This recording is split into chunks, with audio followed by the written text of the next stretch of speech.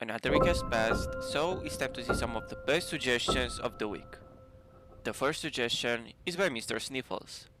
Elytras should lose durability per 30 blocks traveled rather than per second deployed. Currently, the durability goes down every second the Elytra is active, making it feel like they should get a sugarcane and a creeper farm set up before intensively using the Elytra. I believe that if the Elytra instead lost durability for every 33 blocks traveled, players would use the Elytra in more fun ways, rather than only using them with rockets and beelining for their destination. I think this change would sit nicely in the middle of the suggested Elytra changes from the 1.18 snapshots and current system, as it doesn't specifically punish firework boosting over any other method of acceleration. It simply subtracts the exact mileage of the Elytra of the durability, giving everyone, even the plebs, their money's worth. As a side note, I would like to add that on extremely high speeds, there should probably be a cap to how much durability can be lost per second, as fast Elytra launchers would otherwise just become Elytra breakers. And now let's see what the comments have to say. I'd prefer the Elytra not be nerfed, but man, literally every other mode of transportation needs a hella buff to not be rendered useless as soon as you put manning on an Elytra. Radiant HC wrote, I don't have an issue with the Elytra in theory, but using fireworks on it is way too OP. Sufs responded, the Elytra was never meant to be a powered flight. When it was first added, there was no official way to sustain your flight.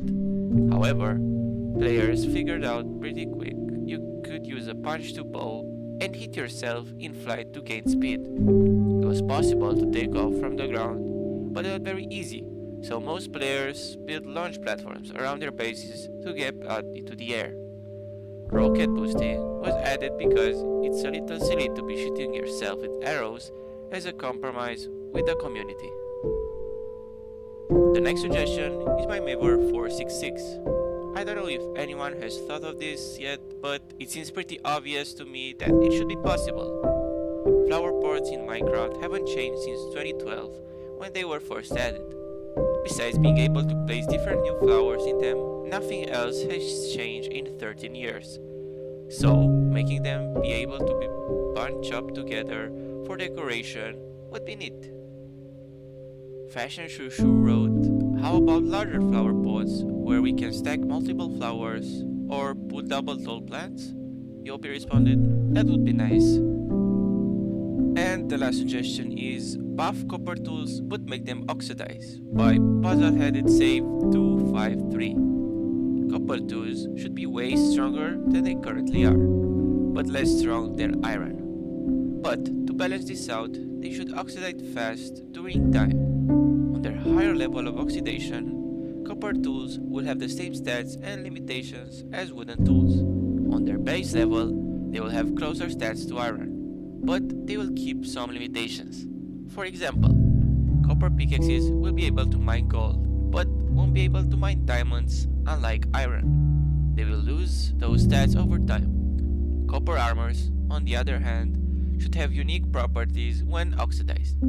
Oxidized copper leggings and boots should slow down players and NPC who are wearing them.